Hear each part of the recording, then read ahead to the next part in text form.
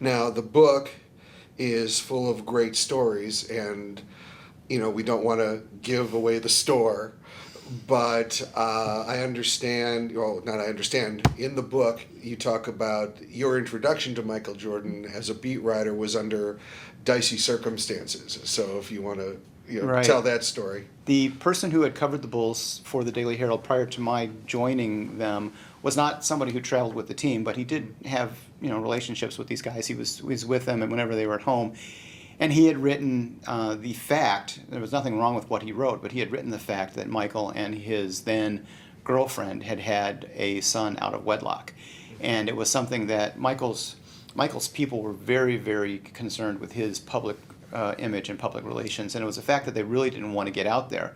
And so he broke that story, and then as soon as he broke that story, they made a switch in beat writers, so I ended up having to take his place.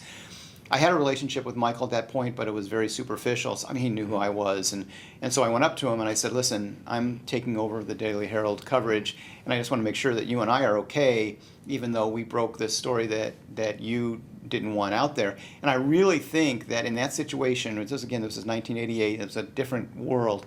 I think Michael was actually a little bit relieved to have that story out there because he had been hiding the birth of his son at that point. And soon thereafter, he married Juanita, and everything went back to normal. So yeah, it was that first conversation I had to have with him, and I went out of my way and I cleared the air, and the rest is history. Mm-hmm. And like I said, we don't want to give away the store, and so instead of asking you your favorite Michael Jordan story, how about like your third or fourth favorite? They're all really good. Yeah. Maybe one that you left out of the book. Yeah. Give people a little taste of what they could find here. I was with him. That's the thing, is that at some point he was just Michael Jordan to me. He wasn't. Eventually I got to where he was just kind of like a regular guy because I was with him all the time. What was interesting always was to see how other people reacted to him, because seeing him and meeting him was such a big thrill. There was a day when during his first retirement, when he was trying to play baseball, I got home from a game we had played in Charlotte, and was waiting for my cab to take me home. And in the O'Hare parking lot, or in the drive up to the arrivals area, was a black sedan with smoked windows, and I'm just standing there, and the window rolls down, and somebody yells, "Hey, Kent!" And I look over, and it's Michael. He was there to pick up his mom, who had gone to the game to Charlotte and was coming back to Chicago. And so I went over, and it was just two guys that hadn't seen each other for 6 months talking. And that's the unique part of it, is that I got to see how other people reacted to Michael because it was Michael. And so I got to experience the thrill that they had meeting him, even though being with him wasn't, that thrilling for me any longer, because to me he was just a guy that I'd been with for the last 10 or 12 years. And however, you have 4 children.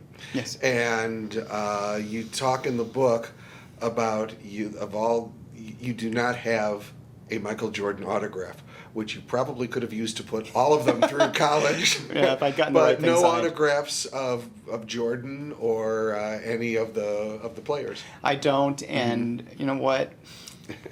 I was raised in a different era of journalism where there was a clear demarcation between the reporter and the subject, and we were not supposed to be friends. We were just supposed to be colleagues of sorts. And the rules state on your press pass, it says you are not allowed to get autographs. And it just seemed to me that asking for an autograph, especially if I was going to benefit from it personally, was crossing the line. And so I never did. In fact, I had, on more than one occasion, I had somebody ask me if I could get something signed by Michael for a charitable purpose. And I said, no, go through the proper channels. I'm just not going to do it. I have tons of things that I received over the years writing,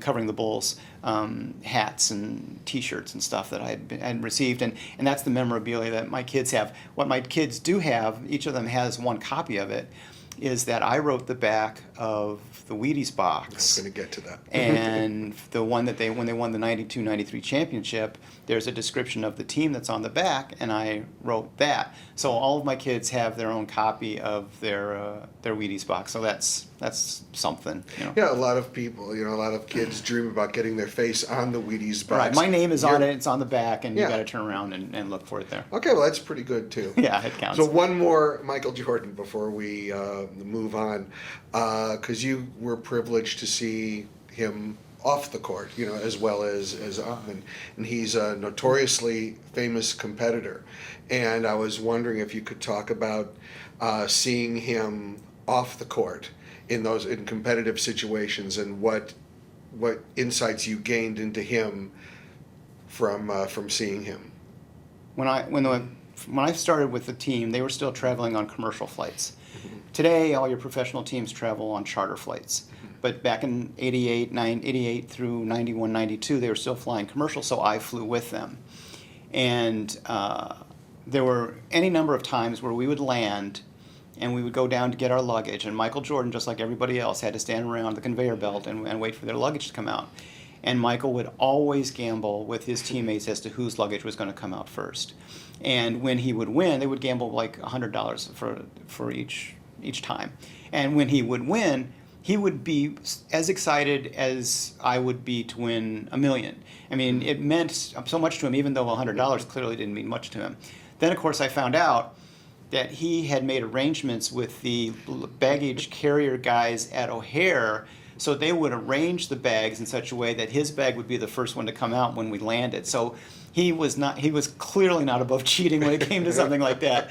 In much the same way that he took advantage of every opportunity he had on the court, he would cheat for $100 in a friendly game of whose bag comes out first. But there was really no such thing as a friendly game with him when it came to, let's say, cards or whatever. Yeah, he played and was noisy too. They would play on the planes, and these are commercial flights where you've got just normal people sitting on the planes, but the players would be sitting like across the aisle from each other, and they would play this game called Tonk, which required you to throw cards down on a discard pile, and they would have the discard pile in the aisle, and they would be throwing cards at each other, trying to top each other. And when he would win, you just can't imagine the noise that he would make over winning a hand of cards. And famously, and it's referred to in the book, if you beat him at a game of cards, all you could do is say, I beat him at a game of cards, because you weren't going to get your money. He was infamous for never paying his debt. What he would do was, if he owed me $100, although I never played, if he owed me $100, he would say, well, let's keep playing, and he would just keep playing until he won that money. There would never be an exchange of dollar bills.